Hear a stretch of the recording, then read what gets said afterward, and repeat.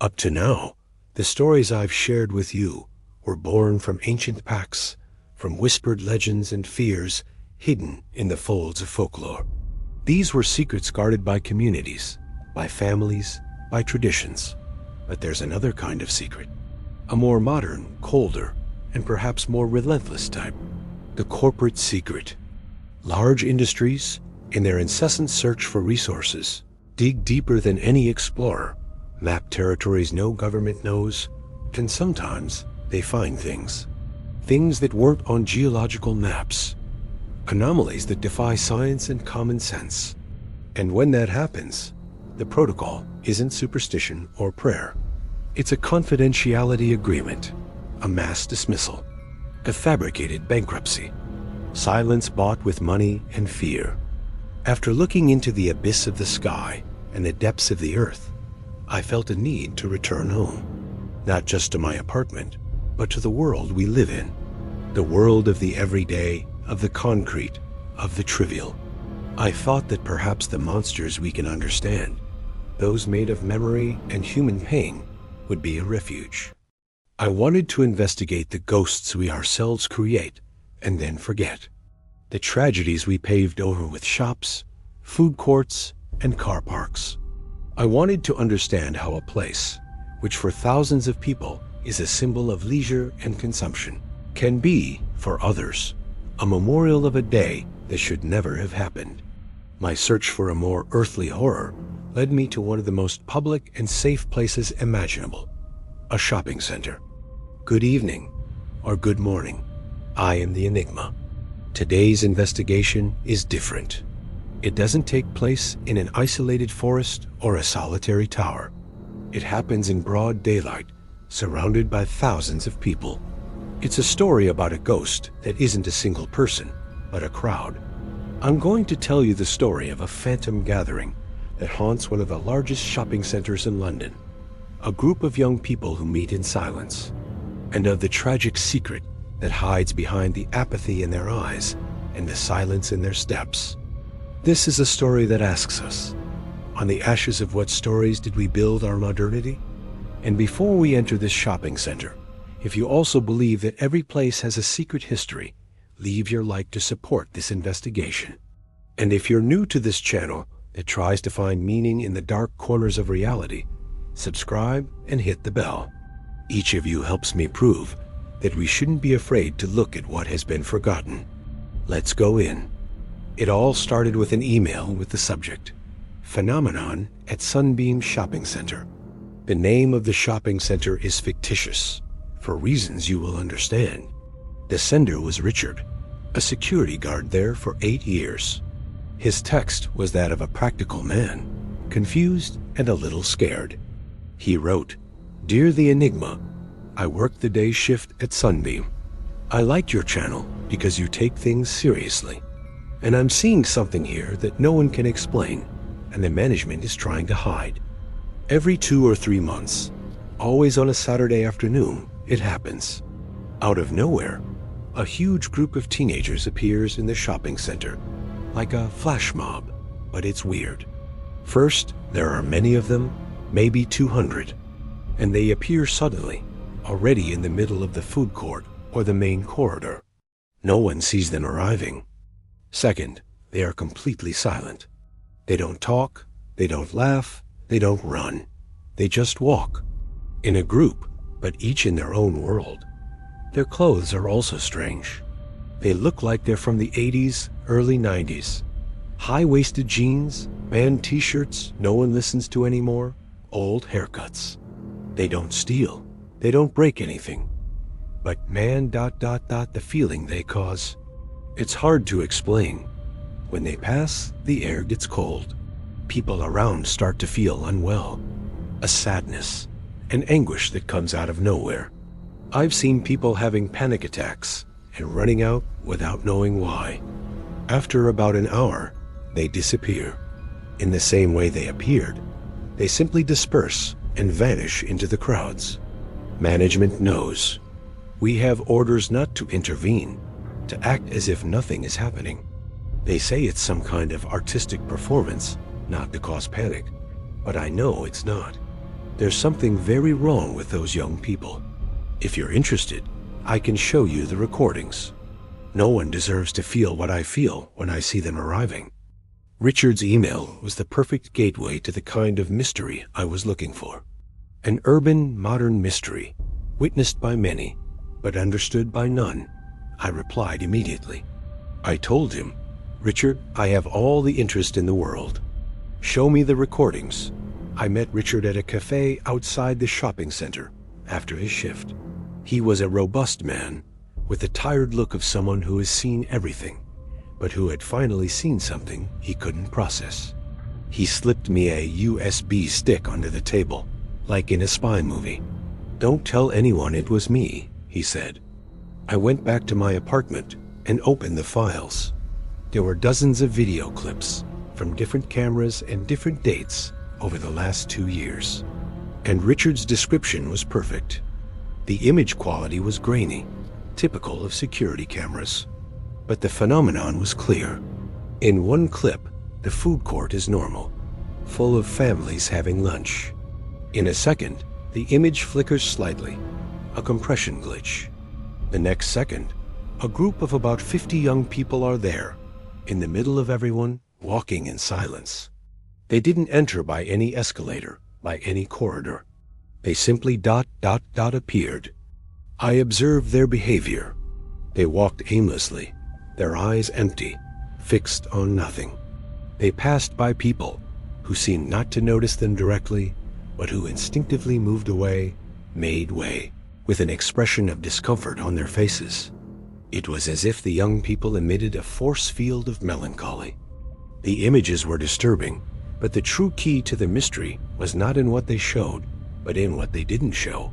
And when I cross-referenced the dates of the phantom gatherings with the city's archives, I found a pattern that transformed a modern mystery into an ancient tragedy. I wrote down all the dates of the incidents Richard gave me, and I started researching. What happened in London on those days? Holidays? Events? Nothing seemed to connect. My intuition told me to research not the dates, but the location. I went into the city archives, looking for the history of the land where Sunbeam Shopping Center was built in the 90s, and I found it. Before the shopping center, in the 80s, that exact location was occupied by something else. One of the city's largest and most popular street cinemas, the Grand Odeon. With the name in hand, the research became easier. I searched the digital archive of newspapers from that era, Grand Odeon, London, and the headline from a Saturday in May 1986 jumped on the screen, punching me in the stomach. Tragedy at the Grand Odeon. Fire during matinee leaves dozens dead and injured. I continued reading, my body completely chilled. The fire started due to a short circuit in the projection room. The fire spread rapidly. Emergency exits were obstructed. The afternoon session, an adventure film matinee, was packed with teenagers and young people. It was one of the greatest tragedies in the city's history.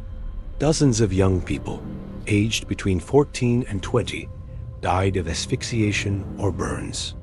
I went back to the dates of the phantom gatherings, and the connection chilled my soul. The largest of them, the one that gathered the most young people, always happened on the Saturday closest to the anniversary of the fire. The others, smaller ones, happened on dates that I later discovered corresponded to the death anniversaries of some of the victims who spent days in hospital before passing away. What I was seeing on the cameras was not a flash mob. It was a funeral procession, an echo, a tragic memory trapped in an eternal loop in the exact location where dozens of young lives were cut short. I needed to see with my own eyes. I needed to feel. Richard called me 2 weeks later.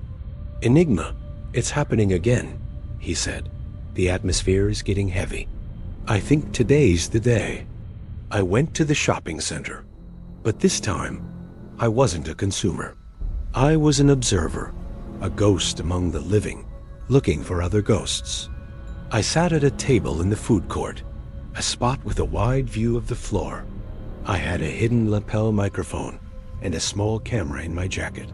My heart was pounding, Around 3 in the afternoon, it happened. It wasn't a sudden event. It was a subtle change in the atmosphere.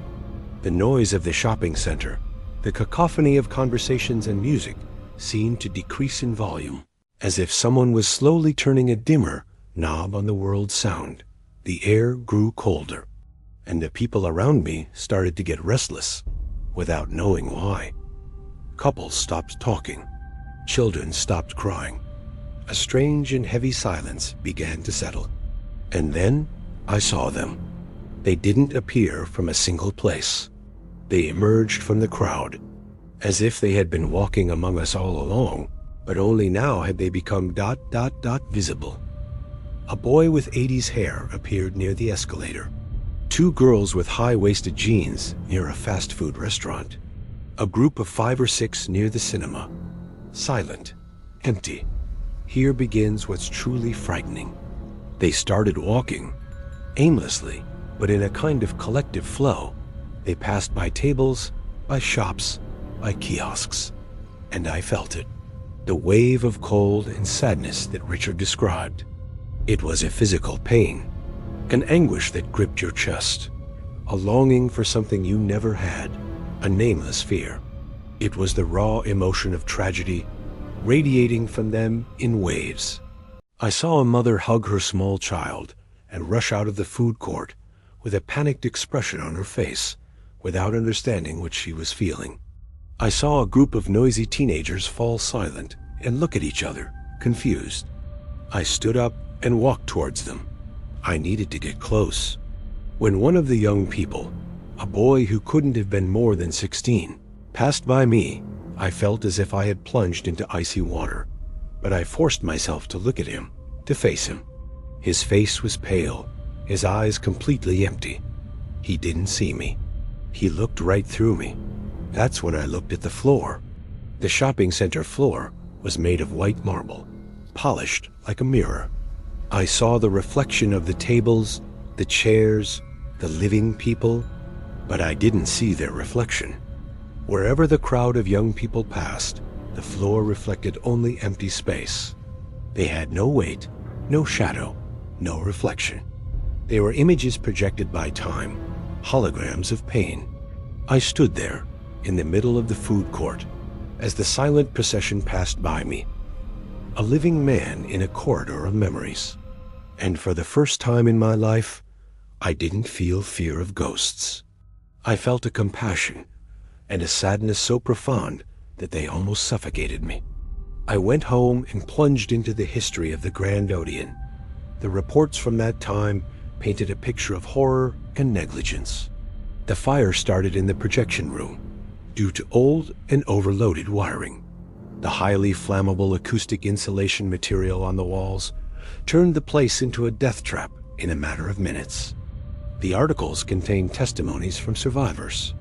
They spoke of the black and toxic smoke, the panic, the frantic rush in the dark. And the most tragic detail, most of the emergency exits were chained from the outside, a common practice at the time to prevent people from entering without paying.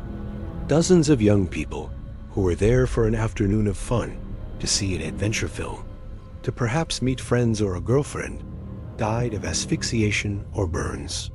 The city went into mourning. There were investigations, lawsuits. The cinema owners were held responsible, but the tragedy marked London forever. Over time, the land was abandoned. The ruins of the cinema were demolished. And a decade later, a new symbol of progress and modernity was erected on the site, the Sunbeam Shopping Center, a place of light, of life, of consumption, a way to pave over the past, to build over the pain. But the memory of that ground was stronger. The phantom gathering was not a haunting in the sense of scaring. It was an echo, a glitch in time. The spirits of those young people, confused and trapped in their last moment of social life, in their last Saturday outing, continue to gather. They don't know they died. They simply repeat the act of walking, of being with friends, in a place they still recognize as a meeting point, even if its form has changed from a cinema to a shopping center. The anguish that people feel is the psychic scar of the place. It is the pain, fear, and despair of dozens of souls leaking into our time, touching the living for a brief moment. Their silence is the silence of those who didn't have time to scream. The apathy in their eyes is the emptiness of those whose future was stolen. And the absence of their reflections is the final proof that they are just that, a memory. A living, moving photograph of that terrible Saturday in May 1986. The shopping center management knows. Perhaps not the details, but they know something happens there, and they chose silence. Perhaps for fear of creating panic, of harming business. Or perhaps, in a rare act of respect, they understood that this silent manifestation is not a threat, but a memorial, and that the best way to honor those memories is to allow them to walk in peace. I never looked at a shopping center the same way again, and this experience left me with a profound reflection. How many places we frequent every day, schools, squares, commercial buildings. Our own homes were not built on the foundations of forgotten stories, on the joys and especially the pains of those who came before us. And that leads me to ask you, are we haunted by ghosts or by our own collective capacity to forget? What is a ghost, after all, but a memory with enough strength and pain to refuse to disappear? And what is our responsibility to those memories? Leave your thoughts in the comments. The story of the Grand Odeon is real. The tragedy happened. And perhaps, by talking about it, by remembering it, we are helping, in some way, to calm these echoes. If this story made you think, if it touched you in some way, I ask you to subscribe to the Enigma channel and hit the bell. Your subscription helps create a space where no story, however tragic or forgotten, is completely lost in time. My next investigation has already been chosen. I received a box that belonged to my grandfather, whom I never met. Inside it, there are a series of cassette tapes. They are not music, they are recordings of his voice, and he seems to be talking to someone, or to something only he heard in the silence of his room. Thank you for walking with me today, and the next time you're in a crowded place, pay attention, and see if everyone there really has a reflection. Until next time.